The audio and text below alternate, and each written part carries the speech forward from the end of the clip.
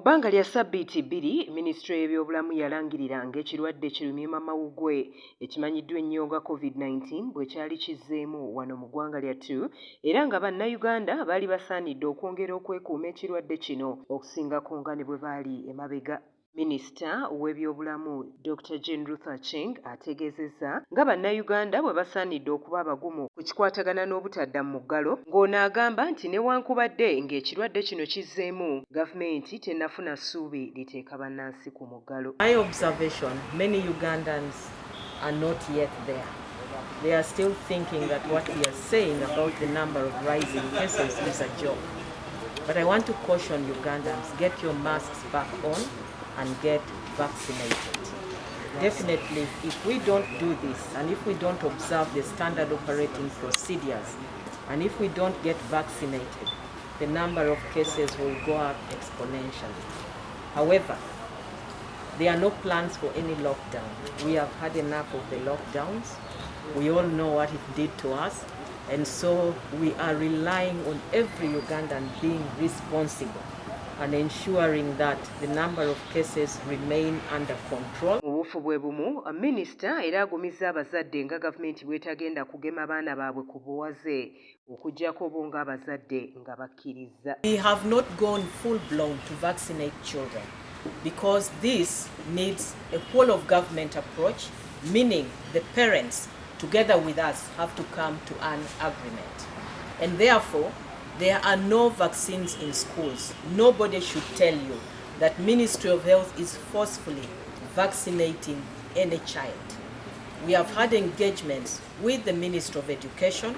We are yet to have a whole national task force sit down and discuss this issue and then bring the parents on board to guide.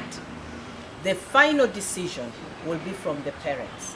And if we are to vaccinate the children, it will be during holiday. Minisita akuutidde bannansi okugenda bagemebwe naddala abo abataagemebwa luli, n'agattako nti n'abo abaagemebwa basaanye okuddayo bafune empisa endala giyite booster dose. There are so many myths and misconceptions about vaccines and the side effects of vaccines.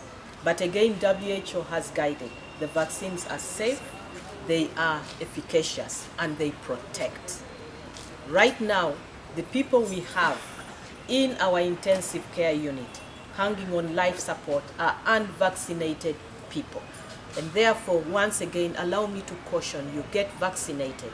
I have received 4 doses of the vaccine, 2 booster doses, Pfizer vaccine.